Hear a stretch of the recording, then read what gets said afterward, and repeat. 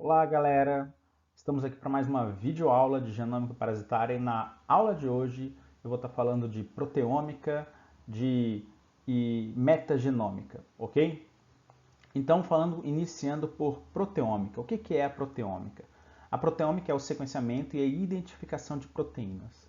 Então, lá no início da disciplina, eu falei para vocês que na genômica, na verdade, a gente tem a genômica, que é o DNA, né, o sequenciamento do DNA, dos cromossomos, para fazer um mapeamento genético. Temos o transcriptoma, o RNA-seq, que é o sequenciamento de RNAs. E temos agora a proteômica, que é a identificação e sequenciamento de proteínas. Tá? Então, a proteômica é um estudo em larga escala da expressão de proteínas, o que é bem difícil de fazer. Tá? De todos os que eu falei aqui hoje, de genômica, transcriptômica, né, e proteômica, hoje não, né, na disciplina, tá? A proteômica é o mais difícil de fazer, as proteínas.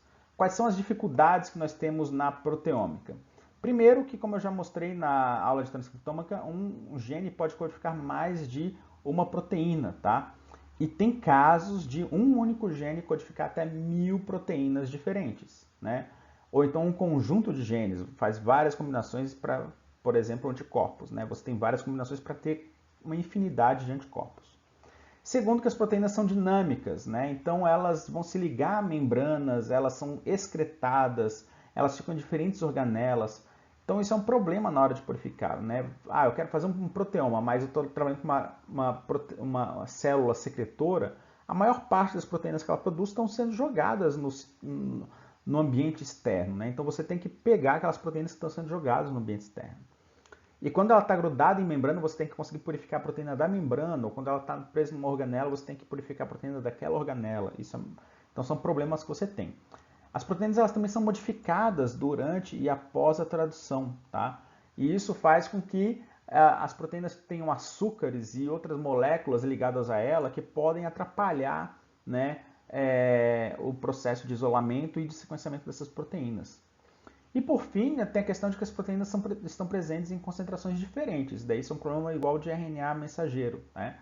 Então tem tecidos que produzem muito de uma proteína e não produzem nada de outra proteína.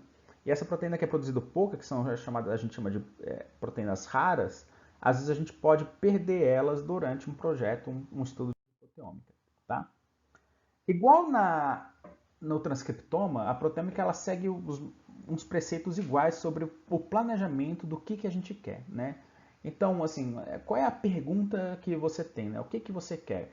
Ah, eu quero fazer um experimento, fazer 2 condições experimentais e verificar quais são as proteínas mais presentes, mais abundantes em cada condição, tá?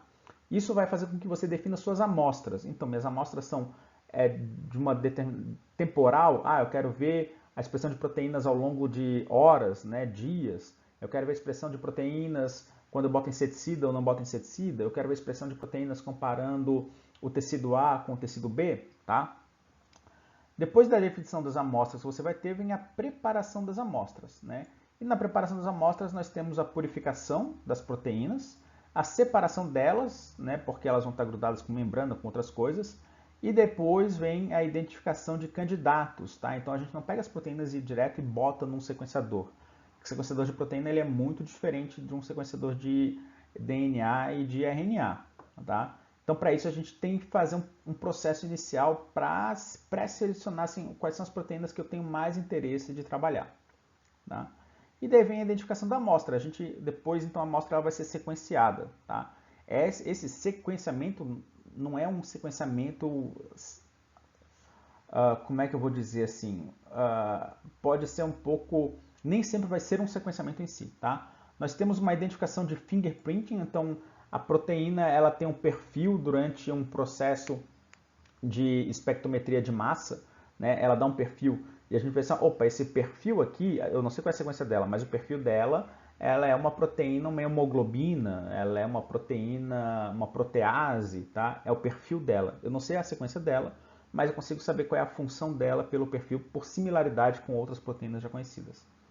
E é possível fazer o sequenciamento de aminoácidos, tá? Que não é muito eficiente. Então vou dar um exemplo aqui mais simples. A cepa Y de T. cruzi é muito mais patogênica do que a cepa Brenner de Trypanosoma cruzi. Será que tem alguma diferença no proteoma dos tripomastigotas dessas cepas que justifica uma ser mais patogênica do que a outra?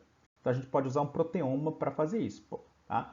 Qual é a vantagem do proteoma em relação ao RNA-seq? O RNA-seq você identifica RNAs mensageiros, mas nem sempre um RNA mensageiro vira proteína. A célula pode estocar RNA mensageiro, e esse RNA mensageiro só vai virar proteína numa outra condição, não aquela condição que você extraiu o RNA. Tá? Isso é uma crítica que muita gente faz quando a gente faz RNA-seq. A proteína não, a proteína ela está lá, ela é a coisa final, ela pode até estar estocada, não está sendo usada, mas ela está presente naquilo lá, tá? naquela condição ali que a gente fez. Então vou seguir esse exemplo aí, né, para saber por que uma cepa é mais patogênica do que outra em Trypanosoma cruzi. Então, a proteômica pode ser feita também para dois motivos, igual o RNA-seq. Um é a descrição de amostra, você quer saber quais são as proteínas que existem naquela amostra em si, tá? Na cepa, população, estágio de desenvolvimento, tecido experimental. Você não quer saber quem é mais expresso, quem é menos expresso, você só quer saber quais são as proteínas que existem. A outra é uma comparação de amostras, daí agora você quer saber proteínas que são diferencialmente expressas para cada uma dessas amostras aí, tá?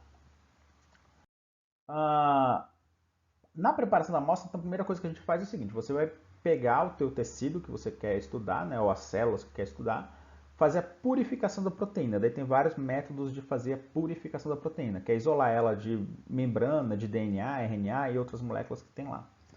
Depois que é feita a purificação, a gente vai fazer aquilo que eu falei que a gente, como o sequenciamento ele não é muito eficiente, tá? Ele não sequencia uma quantidade enorme de proteínas, todas as proteínas, a gente geralmente faz uma pré-seleção. Olha, as proteínas que eu estou interessado, elas são proteínas polares positivas, ou as proteínas que eu estou interessado, elas são proteínas glicosiladas, ou as proteínas que eu estou interessado, elas são ricas em ferro, ou ricas em ferro não, né? Ferro não é um aminoácido, elas são ricas em arginina, tá? Um aminoácido, tá?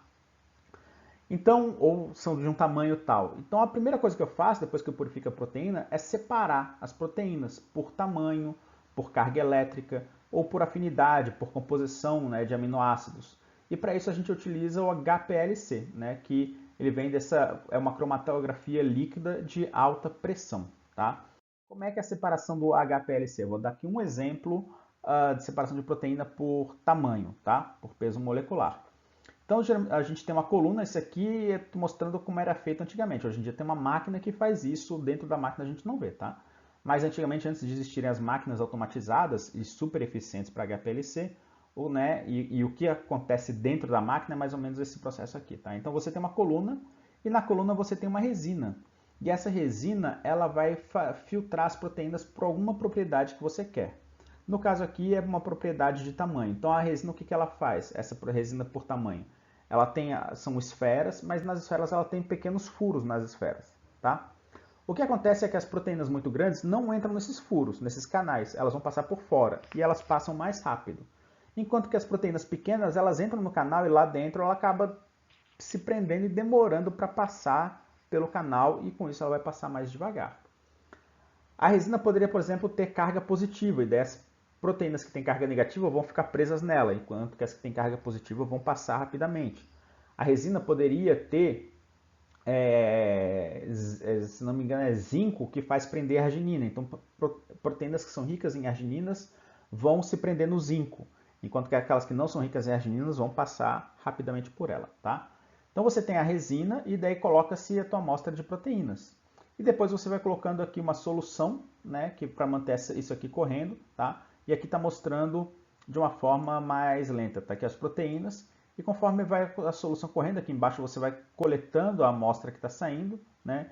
As proteínas elas vão se separando até formar duas fases, uma fase só com proteínas grandes, uma fase com as proteínas pequenas. E depois você coleta isso no Eppendorf, tá? Então vai ter dois Eppendorfs aqui sendo coletados. Muitos deles não vão ter nada, porque coleta só a água, né? Só o tampão. E depois tem aqueles que coletam a proteína com aquele tamanho.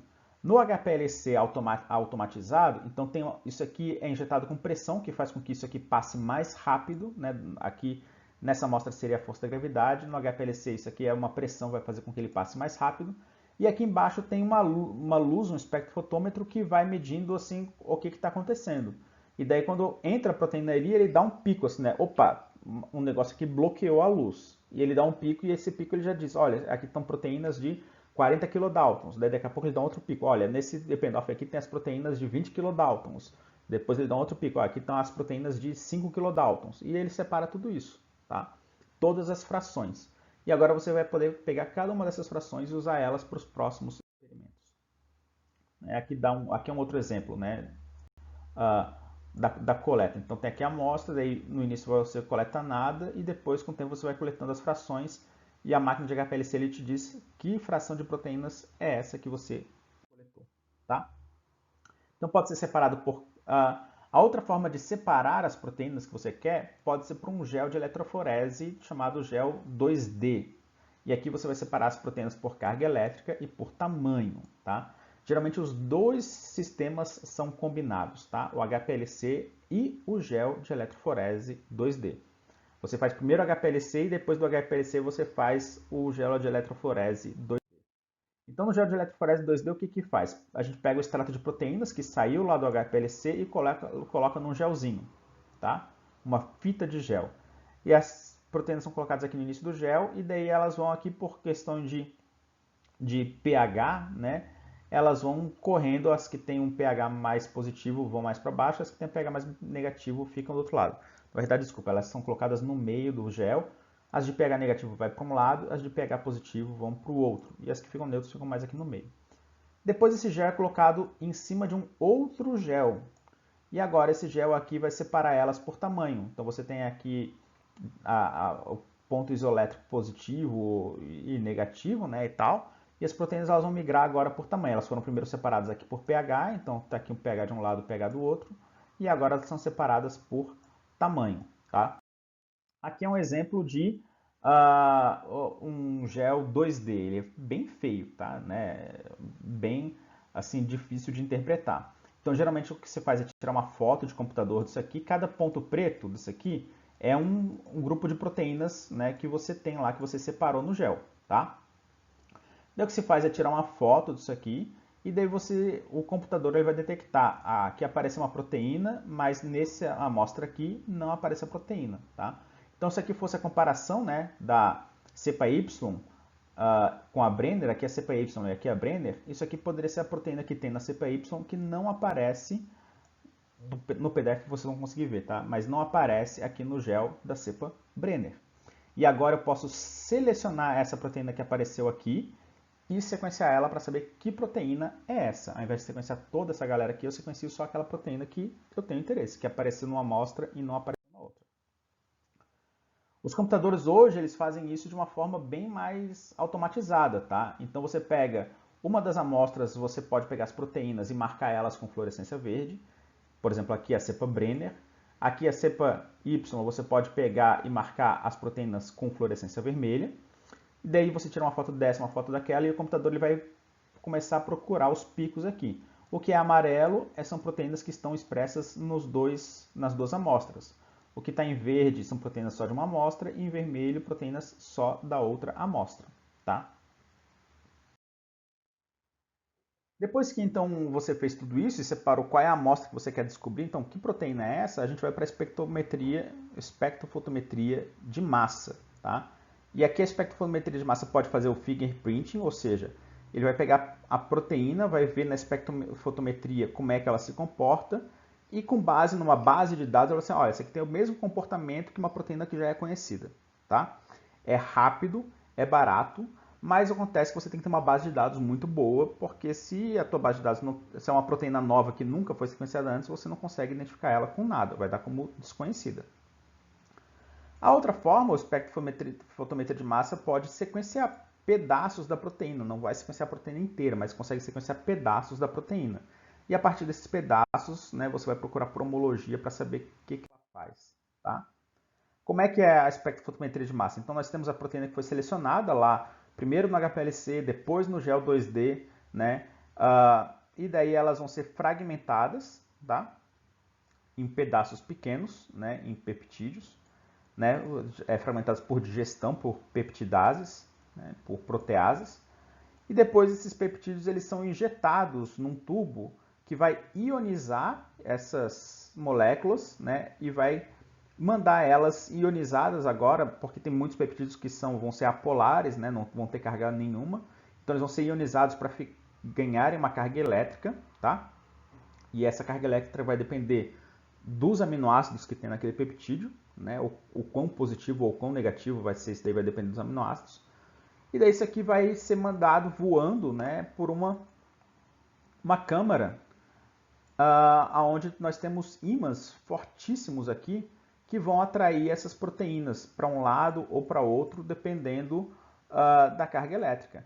Então, proteínas que são peptídeos que são maiores e têm muita carga, eles vão rapidamente cair aqui e bater no detector, tá? Enquanto que peptídeos que são menores ou têm uma carga menor, eles vão bater mais longe. E aqueles outros peptídeos que nem tem isso, eles vão passar direto, tá? Muitas vezes, daí o que faz? Então você tem isso aqui, né? Vai ter essa detecção aqui, isso aqui é o primeiro fingerprinting.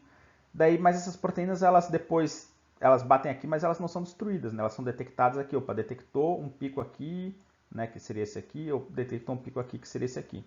Daí depois isso aqui fica neutro, as proteínas voltam a flutuar e elas são mandadas de novo para uma outra câmara, onde elas são quebradas em tamanhos menores, tá? São fragmentadas de novo e mandada de novo para essa câmara aqui de detecção. E daí agora faz de novo o processo onde vai detectar aonde que elas caem. É o chamado time of flight, tempo de voo. Então o tempo de voo dela é que vai determinar o que ela é feita. Nessa segunda aqui, agora você consegue pegar quais são os aminoácidos que estão compondo e sequenciar os aminoácidos. Então no primeiro você tem um fingerprinting e no segundo processo você tem um sequenciamento de aminoácidos, tá? Então, na proteômica, né, o processo resumido da proteômica é que, primeiro, a gente purifica a proteína e usa o GEO2D e o HPLC para pegar as amostras que a gente tem interesse. Depois, essas amostras elas vão ser digeridas em peptídeos pequenos. Esses peptídeos vão para o espectrofotômetro de massa, onde a gente vai ter agora a sequência da proteína, tá? E daí, com essa sequência, a gente vai nas bases de dados para identificar o que aquela proteína faz, se alguém já fez isso. Se alguém não fez isso, vai ser uma proteína que ninguém sabe a função. Tá? Falar aí, deu 17 minutos de aula, vamos falar de metagenômica, né, que é um interesse que muitas pessoas têm hoje em dia. Tá, eu não gosto de usar a palavra moda, né, mas tá aí, né, para todo mundo. O que é a metagenômica? A metagenômica é um estudo de populações de micro-organismos em um determinado ambiente. Tá? Então, por exemplo, o monitoramento dos rios aqui de Minas Gerais, que foram afetados pelas barragens lá de Mariana, o Rio Doce, né, e o Rio das Velhas, tem muita gente fazendo monitoramento da qualidade ambiental, não qualidade da água para tomar, né, mas de como está a qualidade ambiental daquele rio por metagenômica. Você pega uma amostra da água, purifica o DNA daquela amostra de água e vai ver os micro-organismos que tem ali. E você sabe que um rio saudável vai ter um determinado perfil de micro-organismos. E um rio que está detonado, fudido, vai ter um outro perfil de micro-organismos. Tá? Essa é a ideia da metagenômica. Então ele é um estudo em larga escala de uma população de micro-organismos de uma amostra. Pode ser solo, pode ser água, pode ser cultura, pode ser intestino, né? Nossos intestinos. Então tem muita metagenômica hoje para entender câncer, né? Daí vendo como é que a população de bactérias está relacionada a câncer, digestão e por aí vai, tá? Então isso é o objetivo dele geralmente, tá? E o que isso é? Sequenciamento de DNA dessa amostra, tá? Deve estar focado em bactérias e pode também pegar vírus, protozoários, eumintos, fungos, né? Dependendo do que você está sequenciando ali. Geralmente se sequencia um grupo de genes, quase sempre são genes ribossomais, tá? 16S, 18S. A gente, nesse caso, não está tão interessado em sequenciar o genoma inteiro daqueles micro-organismos. Eu quero sequenciar fragmentos que eu possa identificar. Olha, esse fragmento aqui é de uma Escherichia coli, esse fragmento aqui é de uma Serratia, ou é de uma outra bactéria, de um outro organismo. Então, para isso, a gente não precisa do genoma inteiro, a gente precisa de fragmentos que são chamados fragmentos diagnósticos, né, que a gente pode, ou na verdade é chamado na genética de barcoding, que ela é um barcoding que eu consigo ler e dizer, olha, isso aqui é o micro-organismo tal. Tá? O processo ele é bem direto, você pega a sua amostra que você quer sequenciar, extrai todos os DNAs de lá, esse DNA é fragmentado e vai para um sequenciador Illumina. Tá? Hoje, quase todo mundo está usando MinION, não usa mais Illumina. Quase todo mundo usa MinION, que MinION é muito barato para fazer metagenômica, muito barato e muito rápido, tá? Mas daí vai para o sequenciador. O MinION tem a vantagem de que você consegue sequenciar os fragmentos inteiros, não tem processo de montagem, não tem nada, então é excelente o MinION, tá? Né? E é baratinho e portátil, você pode levar ele para campo, tá? Daí depois que é sequenciado, então isso aqui é montado, tá? Primeiro pode ser feito para fazer perfil taxonômico, quais são as bactérias, os micro-organismos que tem naquela amostra. Você pode fazer uma análise de fatores de virulência, então você pode, ao invés de sequenciar 16S, você sequencia, são genes de virulência bastante conhecidos que as bactérias têm, tá? Ilhas de virulência, né? E daí você consegue determinar assim, o quão virulentos são diferentes amostras que você tem no ambiente, né? Ou também um perfil funcional, você pode fazer metagenômica do RNA daquela amostra lá, e daí você consegue determinar vias metabólicas que tem naquele ambiente. Isso eu vejo muito, a Petrobras faz muito isso em corais, para tentar identificar processos metabólicos que lidem com a digestão de petróleo, tá? Então eles purificam todo o RNA que tem na superfície, eles raspam a superfície de coral, né, uma pequena amostra, purificam todo o RNA que tem ali e eles vêm processos metabólicos, né, para identificar assim, opa, aqui nessa população tem um processo metabólico relacionado àquilo que a gente quer. Então agora vamos tentar isolar o micro-organismo que faz isso, identificar quem é ele. Geralmente, na metagenômica, a gente vai ter mapas desse tipo aqui, tá? São essas rodas aqui que são mapas de interação. Isso aqui é um exemplo de um artigo, né, de diversidade bacteriana em lutsomia, né, em flebotomínio, tá? Onde você compara, são diferentes, tem aqui, isso aqui é não alimentado, tá? Alimentado, o inseto, né? O flebotomínio. Não alimentado, alimentado e aqui tá pequeno, tá difícil de ver, grávido, né? Então fêmea grávida, tá? E esse aqui em verde, esse aqui quer dizer, ó, esse aqui é a bactéria que é essa aqui, ó, Enterobacteriaceae, tá? Então, quando não está alimentado, a maior parte das bactérias são enterobacteriáceas, que a gente vê por essa relação aqui. Quando ele está alimentado, essa enterobacteriácea cai, na verdade, isso aqui nem é enterobacteriácea, é essa aqui, ó, Chiroptera, não sei o que lá, não consigo ler aqui. Mas aumenta a população, na verdade, disso aqui. Então, você vê a dinâmica da população. Aqui cai, aqui tem muito de uma população de bactéria, e daí quando ele é alimentado, aumenta muito a população dessa outra bactéria, e na fêmea grávida aumenta essa bactéria aqui, é que se torna mais frequente, tá? Aqui vou dar um outro exemplo, né, de infecção de Zika vírus em Aedes aegypti, como que ele modula bactérias no intestino de Aedes aegypti. Então foi testado Aedes alimentado com açúcar, Aedes alimentado com sangue contendo ZIKV, Aedes grávida com ZIKV e Aedes grávida saudável. Vamos ver se essa aqui dá para ler um pouco melhor. Então, aqui estão as amostras experimentais, tá? E aqui estão as bactérias que foram encontradas. Então, quando você tem aqui, né, alimentado com açúcar, tá? Daí tem essa relação aqui, né? Ele está aqui em azul e você vai mapeando, ó, né? Traz aqui um traço, aparece aqui essa bactéria aqui que desculpa, eu não consigo ler, tá, gente? Né? Eu vou passar esse artigo para vocês lerem e analisarem ele, né? Quando ele é alimentado com sangue, daí você tem um outro grupo de população. Quando é alimentado com ZIKV, a grande descoberta desse artigo aqui é isso aqui, ó, essa relação aqui, ó, tá? Então aumenta muito a população de flavobacteriáceas, tá? E com esses perfis, então, metagenômicos, você consegue saber por quê, né? Por que aumenta a população dessa bactéria? Qual é a relação dessa bactéria com o vírus Zika, com a alimentação, tá? Se ele é alimentado sem o vírus Zika, essa bactéria é muito pouco aqui, ó, né? Que está aqui em vermelhinho, né? Então, se é sem o vírus Zika, essa população aqui de bactéria, de flavobacteriácea, ela é muito pouco lá. Mas quando tem vírus Zika, fica muito flavobacteriácea. Por quê? Tá? E aí você vai levando a outras questões, tentar hipóteses. A gente pode usar antibióticos. Eu vou tirar essas bactérias aqui, vou ver o que acontece. E de repente você descobre que o vírus Zika não consegue mais infectar o Anopheles, o Aedes, tá?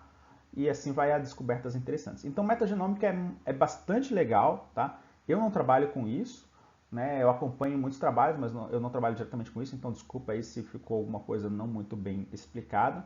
E um dos estudos dirigidos vai ser um artigo de metagenômica para a gente ler e vocês destrincharem ele aí, beleza?